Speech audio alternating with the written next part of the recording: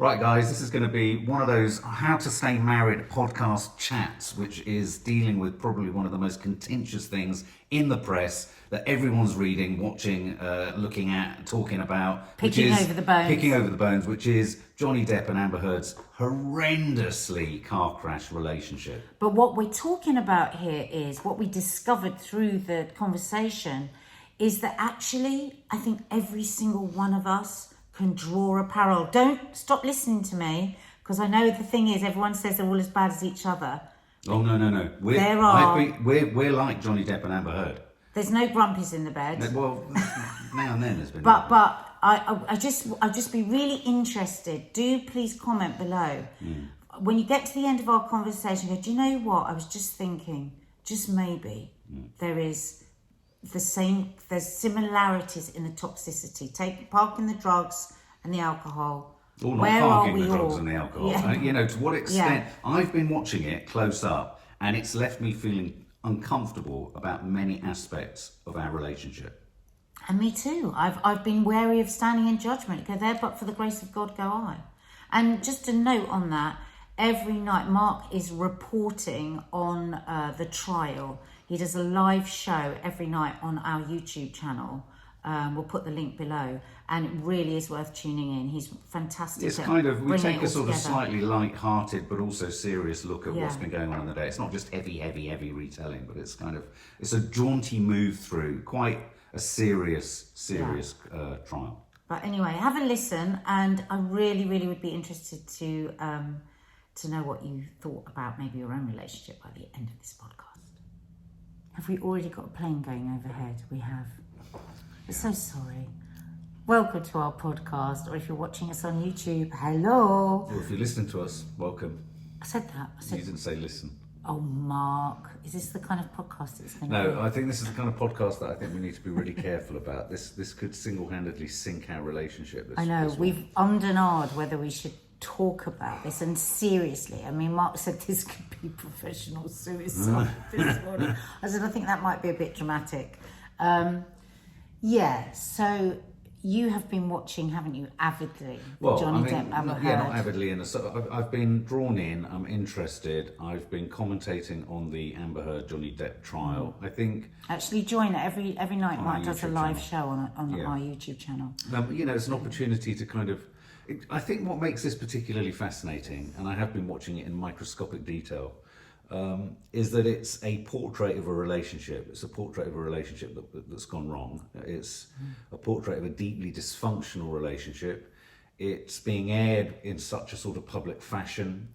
We're hearing and seeing conversations, text messages, emails, audio recordings, video recordings of moments in a relationship that are both obviously deeply uncomfortable for both Johnny and Amber in different ways, but I think they possibly create discomfort, or I wonder whether they did create as much discomfort for people like us, people watching it, because right, and that's well, you've just hit upon it, haven't you? That both of us have felt a bit uncomfortable with some of it, because we've actually thought there, but for the grace of God go I. Obviously nowhere near as extreme, but the toxicity that was in our marriage for a long time, if you hadn't got sober, if I hadn't got far more aware of what a nutcase I was on a trajectory to be completely lost with alcohol. Absolutely no doubt about it. If you hadn't got sober, we would be 3 bottles a night. Well, we wouldn't be here. Well, we might have hung on by our fingernails, but our children would have been growing up in chaos. We'd have no teeth. Some would dispute that. Some would say they do grow up in chaos. Well, I mean, I don't know. I mean, we say that we wouldn't, because actually the reason you got sober because of our children, then I became a very sensible person compared to who I was. Oh, come on, Mark. How sensible am I now compared to what I was? Yeah, but there's still flashes of madness. Well, the flashes will always be there because it's my essence. It's who I am. But it's where you bring yourself to because you have children, isn't it? I mean, some of the stories that we hear of him passed out on the beach and, you know, face down, and all the photographs you've seen, I see him as the tragedy of addiction. He cannot stop. The man has tried over and over and over again to stop, but he just can't. Well, it's amazing he's managed to pull it together as much as he has for the trial. Yeah, I think he's a totally extraordinary person, and I believe a lot of what he says, but also having seen, like, you are, you know, well, you're my favourite person in the world, and you're an extraordinary person. You're incredibly kind. I think, like, Johnny Depp is kind. You're supportive. You're loyal. You're all these things. But when you were in the depths of your terrible unhappiness, and you were self-medicating with alcohol, and at that time we didn't realise you had bipolar, we didn't realise you had clinical depression, and you were medicating with alcohol, there were places that you could go to. And with me, when I would drink huge amounts, there are places that I have gone to that I would never want to go back to again. And I have behaved despicably, you've behaved despicably, and that's why we're really wary of being in too much judgment of either of these two people. No, actually. I agree. Because who can, we're really blessed that we got well. These two people couldn't get well. Well, I think the aspect of it that I find really startling and interesting is that where we're at now, you might watch this way after the trial, but we're at the stage in the trial where Johnny's put all of his sort of evidence on the table, if you like. He's told us about all of Amber's intentions, her behaviour, how she's cried wolf about him being this abusive guy, and now we're in the process of just about to hear at the police. We've had his agents, and we're about to hear all of Amber's more detailed accusations, and it's just unfolding and unfurling as we speak. But it's like watching, but in a court of law, the mudslinging that two people can have.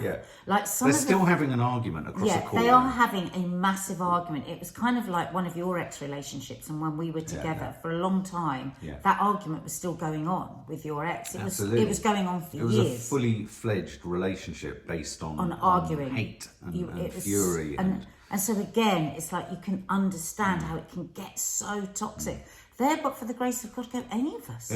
I mean, it doesn't always have to have drink or drugs or anything else involved, but you can get that toxic with somebody. And some of the things that have been said that other people have gone, my God, can you believe she said that? Can you believe Johnny said that? And I sort of had to hang my head and say, well, kind of, because when we've really slung the mud at each other, we've gone to town, haven't we? Oh, God, I mean, if you were to read, and this is the bit that kind of intrigues me, is that if you take in isolation many of the messages that we'd sent to each other in our worst rows, many of the things we'd shouted at each other, in the way that we shouted at each other. I remember opening that door as you went out, and me in full menopause, like rage. You were actually sober then, but we were still having these horrible toxic rows, and me screaming at you, I hope you crashed the car. Well, that was hardly the worst thing you've ever screamed. No, I know, but I'm having to edit a bit because I don't want it to be career-ending. No. I mean, but, exactly. No, but when I told my friends that, Mark, they have been totally horrified. And again, a bit like with the sort of stuff we're hearing in the truck, don't start thinking we've pooed the bed. We have not. That's not what we're talking about. No grumpies have been done here. No grumpies have been done here. But friends of mine have gone, you didn't say that. And I've gone, yeah, because of course, I didn't want it to happen. Nothing could be worse in my world than you being, you dying. But in that moment, I have a temper, and I can be like any of us. Well, not any of us, some of us. Well, some of us. Fiery and extreme, and using incredibly colourful. As have I, and also. The other problem as well is that I remember there being parts of our relationship where I really relate to Johnny Depp insofar as he has no capacity to remember exactly what he said or what he did. And that's the big kind of weakness on his side, is that however much his intentions were never bad, and he may, he absolutely feel, and that's what I relate to. I sense he's a kind person in a mess. I sense that he got caught up in, stuff. That's not to say he wasn't absolutely some of the things that Amber Heard is accusing him of. Don't think for a minute this is just a dep Oh God, fest. no, we don't know We who's don't telling know the who's truth. telling the This truth. is And the point is, we mudslinging. will never know. Yeah, the we will truth. never know. It comes down to Yeah. who do you kind of trust? What does your instinct say? Where does your sort of, what are your impressions? What where's, what's the cut of their jib? Where do you feel that there's authenticity? And all that kind of stuff is going on. But I mean, there listen, hang they on, both had there are terrible many, children. many occasions where I hear him testifying or I hear her saying something against him, and I thought, you've got no way of knowing whether you did or didn't say that. Because even the kindest, nicest of people can misjudge an arm move, misjudge grabbing someone, misjudge pushing someone, misjudge, knocking something over, misjudge throwing something. Well, misjudge how shouting. Yeah, I mean, shouting is a very violent act, actually. When I hear myself really shout, when we've had I've said massive it before. I've arguments. said sometimes words can be so much stronger than any physical. No, but also we could scream at each other and we could shake walls in our early days. Yeah. We really could. Yeah. And of course, you add alcohol to that, and you've got no idea of where you're going to. And also, you're very open to being manipulated. Well, exactly. Both ways. Exactly. I think there's always. Oh, you were drunk and you didn't know you did this. Well, yeah, and I think If there's you're- always so the if you're in assumption a- that you're on it's the person on the receiving end of the alcoholic and addict. Of course, that's a priority, but also there are a lot of situations where addicts and alcoholics. I can think of 2 other people I know who've drunk too much and taken too many drugs, who've been taken advantage of by their partners to keep them in the sin bin. Oh, you didn't remember, you did this, and they're like, I can't remember. Well, it's another kind of coercive control, gaslighting, isn't it? Yeah. But one of the other things I was talking about, or I have talked about a lot on some of the lives. Can I just say one thing that I was going to say earlier before you go on? sorry. Is that also I can swing from really judging Johnny one day to judging Amber one day. Yeah. But they both come from chaos. They both come from terrible childhoods. Yeah. And I think, for the listener who might be in a relationship now that is feeling very toxic, Mark and I, because we're in such a good place, we've worked a lot on understanding where some of the stuff that we've brought to our relationship has come from. I had a very good childhood, but I had a 70s childhood. It was a childhood where, oh, come on, don't be silly. Every feeling that you had, come on, don't be silly, cheer up, off you go. Yeah. And so I will be much more closed with my feelings because I've been brought up to not show my feelings. I've been brought up that I'll go and cry quietly, whereas you grew up in a lot of chaos and you grew up in addiction. And so we brought our stuff to our relationship as they do. So it's really, sometimes when you're really struggling within your relationship, and I don't mean this in a rescuing way or a way that you allow your partner to walk all over you because of what they've been through. But sometimes when you're in like a really critical moment with your partner, just sometimes step back and actually think where this might be coming from. Like I've said to you before. In the other. Yeah, in the other. So like I've said to you before, like sometimes, like for ages, the thing that used to annoy me so much, and we've spoken about this before, was the jealousy. It just became intolerable. But the more and more I said to you, instead of saying, oh, I can't fucking stand this and I can't do this anymore, the more I thought that I know what your childhood was like. I understand where this came from, where this is coming from. And so I would say to you, this is because of da-da-da, and I can't fix that. Yeah. So how are we going to work on this? Yeah. And the same with you. You will often say to me, won't you? You get frustrated with me being more closed off about my feelings and about what's going on. But I think you understand it much more now, where it's come from. Yeah. When you see me with my family, how I've learnt to just sort of just push it all down. Yeah, and I mean, you're right, because way. we're literally only just yesterday did we begin to find out, or I heard for the first time, that Amber Heard came from her parents were addicts, her father was abusive. She had and you actually suggested I feel a bit sorry for her, didn't you? I felt really sorry for her, and this is the point, and I think this is going to be the interesting thing about it, is, when you're put into an intimate situation with someone's circumstances, you can't help but find compassion for what they've gone through. And, I think he's obviously gone through his shit with his mum. She's gone through terrible shit. She grew up in addiction, violence. She became a caretaker for her parents. They were so doomed because Yeah. they were inextricably pulled Yeah. together to try and fix this shit. But that's so like in us. them. Exactly, So and will like be us. for many of the Yeah. listeners. So it's like, it's hard, Mark, isn't it? It's like getting that line between just going, oh, well, he had a terrible childhood, Yeah. or she had a terrible, and therefore allowing a load of behaviour that you know feels wrong. It's like, why am I getting this when this isn't going to fix it for anyone. Well, it's just going to get more and more and more toxic. Well, I mean, almost, we rarely ever give advice on this, but I'm wondering whether there is actually a moment of advice coming. Hang on, take out. We never give advice. We never give advice. But I wonder whether if you're in a relationship now and you keep returning to similar flashpoints or crises points, or the same thing keeps coming up, say like you can identify something a little bit like us, which is where my control issues came from fear as a young guy, as a young child. Your sort of buttoned upness came from an inability to feel like you could express yourself. If you're constantly in a relationship, you're buffeting up against each other for the same reasons, maybe just pause and take stock and ask yourself, is what's happening here actually about our background, our childhood, and our conditioning? Yeah, but you both have to ask it. I mean, one of you may be able to ask it, and if the other's not interested in that at all, you're going to get nowhere. But you can look after yourself with that. Because interestingly, what came out yesterday, just quickly, also what came out yesterday was the counsel in the sort of defamation case that was criticising Johnny, basically wanted to say Johnny's an absolute arse and he's a domestic abuser. She said, as proof, they had 6 couples counselling sessions, and this line made me roar with laughter because she used it as evidence that he wasn't committed and he ran out of 2 of them. And I was reminded of the fact that we ran out of couples counselling sessions. The fact that Johnny Depp legged it from a couple counselling session, they're tough. Oh, they say that in and of itself isn't a sign that, because he was there for 4.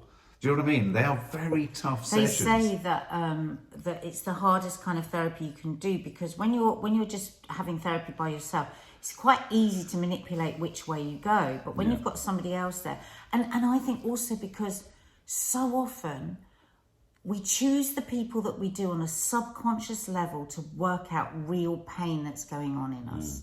Like, people will often choose people that have a lot of similarities to a parent.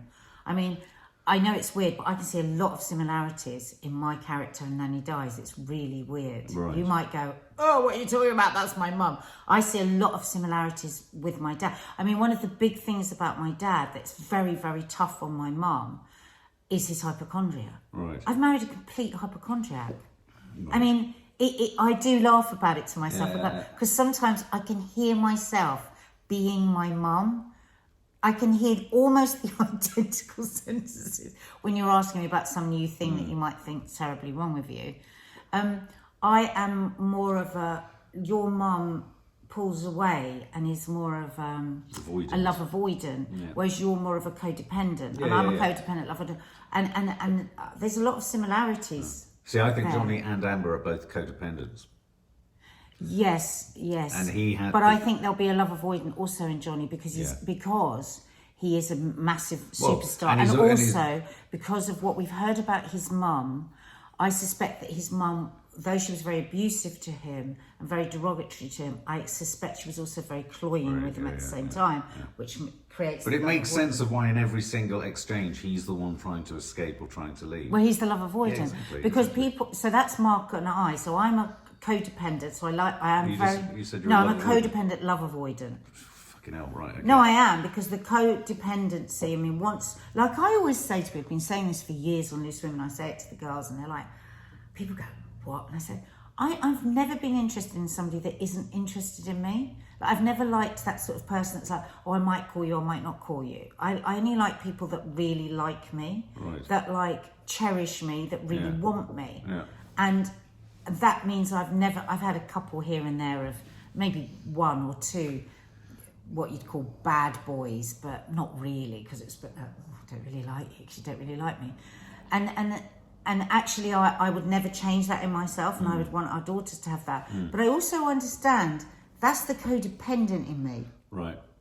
Well, I have to say, one of the characteristics of you that at our worst, what would really what would really, I mean, this is going into the intensity of when we were in that bad place of my control issues, my fearful issues, my, or the lack of control issues, was that I would get those messages from you of you being really codependent. But then when you decided not to be, it was like a parachutist pressing their button and whoosh, so then the off. love avoidant in me just then, so this person really loves me, really wants to be with me, and then it becomes like too much, and so you pull away, and that's what I think Johnny does, and I think that's what happens with Amber. And I think, again, why are we talking about this? Because I think there's so much in any of our relationships, whoever's listening or watching, that we can identify with this. They're extreme. They're right down the other end. Yeah, they are extreme. But there's a lot to be learnt for all of us in our relationships with what we're seeing. Well, they are extreme. I think, for me, the most challenging aspect of everything they're discussing, and I've mentioned this several times, anyone who watches the lives with me, I have talked about this. I think this trial and this relationship that we're seeing sort of, surgically pulled apart on a table, there are aspects, the very definition of a relationship is that you agree in some capacity to become codependent. It's an inherent part of getting into a relationship. Low level, there are different levels of that codependency, and some will go, God, you're so but to some extent, to the very act of saying, I'm living in the same house with you, I'm going to let you know where I'm going tonight, I'm going to, for the kids, I'm going to do this, I'm going to do that. The fine line, that fine line between where coercive control starts and where maybe negotiation and knowledge occurs, I think this trial is starting to work its way around that, because it's looking into all those sorts of things, like allegedly he didn't want her to have her career. Allegedly he said, you said you'd be back at this time. These kind of comments are being put on, are being scrutinized in a way that makes me feel uncomfortable about some of the things that I do. Well, no, but also, you can skew, and it's about skewing.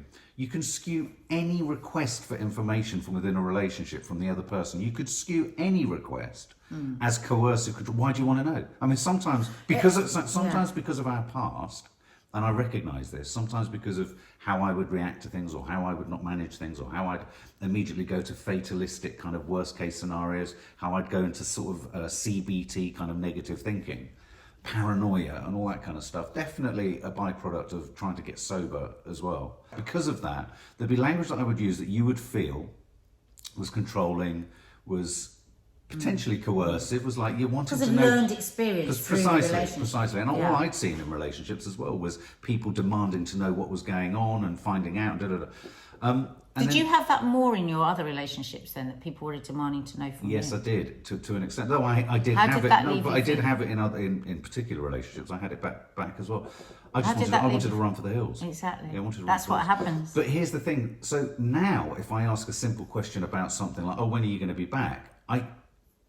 I see you balk at it. And I'm thinking, well, I actually want to know, because I want to know if I want to watch something, do something, go out, come back, or not. Do you know what I mean? But these cuts cut deep, don't they? When you've been in a jealous relationship, which is what we were in, it was jealousy was, forget alcohol, forget any of that. Definitely the worst thing was the jealousy. Definitely. Because it's just so, you can't get hold of it. It's just like sand through your hands, and you're trying to explain, and the other person is like so in their moment and so in their feelings and so in their pain, because jealousy is incredibly painful. And nobody can deal with somebody else's jealousy. So what happens is you just start putting on more and more and more armour, and actually, because I think at the beginning I was too like, oh, okay, I won't go out. Oh, this is making you feel this way. And then you start to realise that that's actually the worst thing that you can do with somebody that's jealous. That's what I did. And so I think the armour just came on. So I have to get my boundaries in place here. The boundaries have all gone haywire. And so then everybody's off kilter. It's like being on a raft marriage, isn't it? And it's like if you just step too much that way, the whole thing can go capsize. But I think in some sense they were an extreme example of this, because again, the follow-up to that is that yes, there are the obvious low-level coercive control, jealousy issues, that you could say, oh, hang on a minute, that's too far. But also, I would go so far as to say that probably most arguments most crises, most issues that really blow up in a relationship, everyone goes, oh, do you argue a lot? Yeah, we argue a few times. When those arguments come up, more often than not, they are about one or the other feeling some level of transgression on their freedom, their individuality, the respect they're being afforded in some way. And I think neglect. Or neglect. A lot of. Yeah. I think more so, even in my experience with women, they feel completely unseen. But that in itself, invisible. I mean, the curious thing about the prosecution, I mean, Johnny Depp, on this aspect, I think, in a way, you're damned if you do and damned if you don't. I've heard it said that both if he tried to walk away, he was abusing her, and if he stayed, he was abusing her. So it's kind of but hang on like a you minute. said yesterday, you feel really sorry for her actually as well. She's in chaos. Oh, absolutely. That woman is in complete and utter chaos. And if it's true, because with everything, with both of them, we don't know what's true and what's not. If she was brought up in the kind of household that she says she was, and they're not playing tit for tat like who had the worst childhood, again, we don't know. Oh my God, I have such sympathy for her. This is a totally broken person trying to fix. You meet the movie star of all movie stars, who we know because we know people who know him, that say actually he's incredibly kind, incredibly fun, incredibly all these things. And then you think this is it. This is how you're going to be saved. You feel loved, you feel cherished. Then the alcohol and the drugs come in, and then the jealousies and going off on location and all of this. But you can apply this to any life, any marriage. Yeah, absolutely. You know, suddenly, you've met on holiday. It was a great holiday. Everything was just perfect. And then real life came in, and real life is scary. It doesn't matter whether you're a multimillionaire or whether you're on benefits. Yeah. Those cracks in you will not just be fixed by the other person. You've got to do the work on yourself. As a couple, it's hard work. And I would go further than that. I would say that if you watch any of the footage, or if you watch this and then go back to the trial or anything like that, it's easy to hold it at arm's length and go, it's a little bit like the alcoholic who's sitting next to someone who drinks even more, so they don't have to think about being an alcoholic.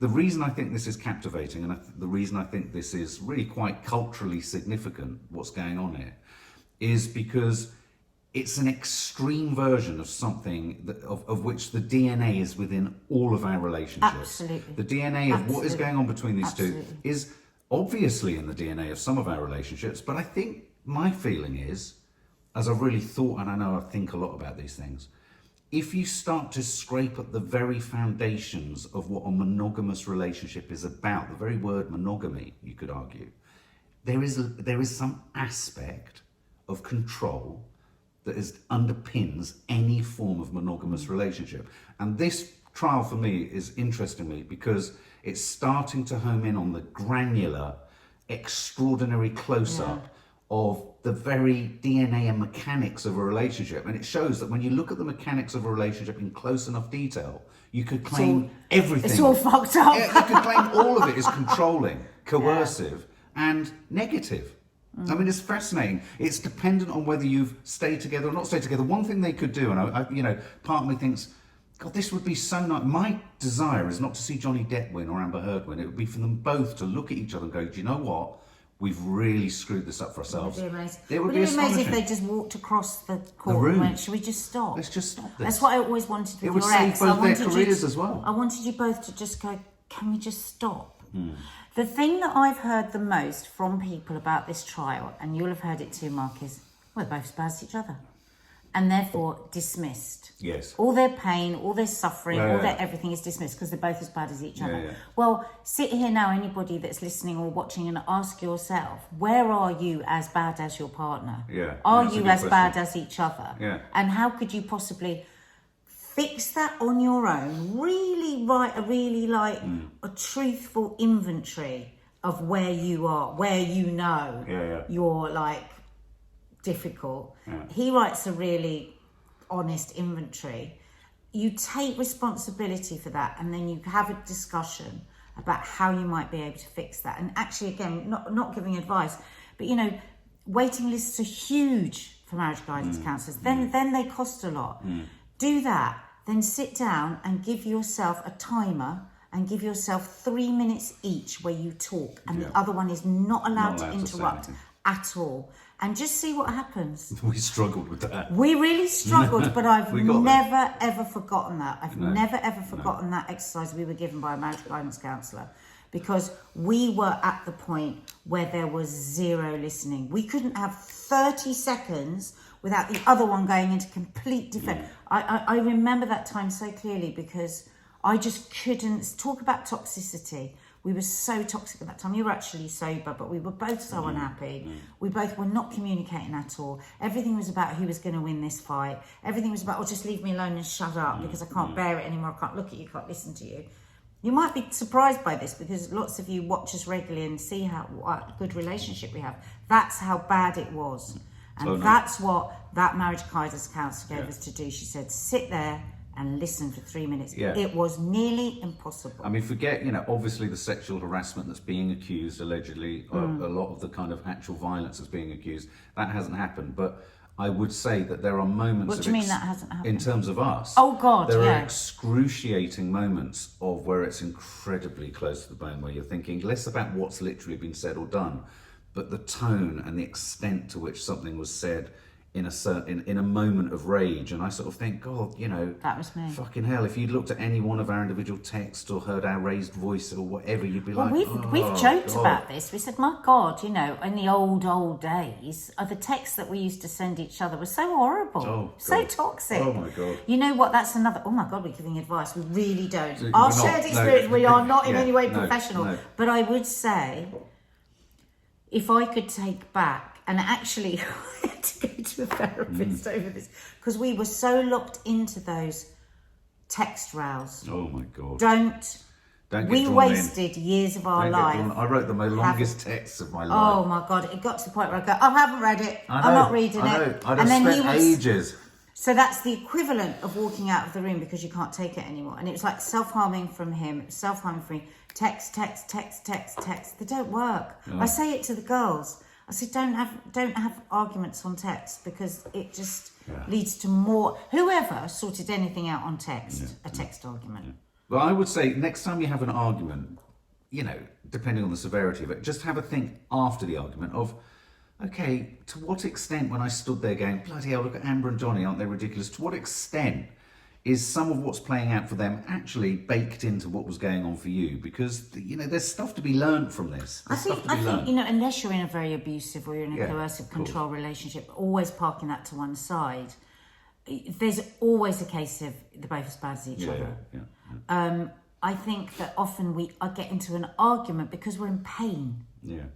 And I hear a lot of pain in Johnny and Amber. It's a lot of pain. A pain, fear of abandonment, or does this person still love me? Does this person still find me attractive? This person hasn't given me a cuddle in 2 weeks. This person doesn't even look at me when they come down in the morning.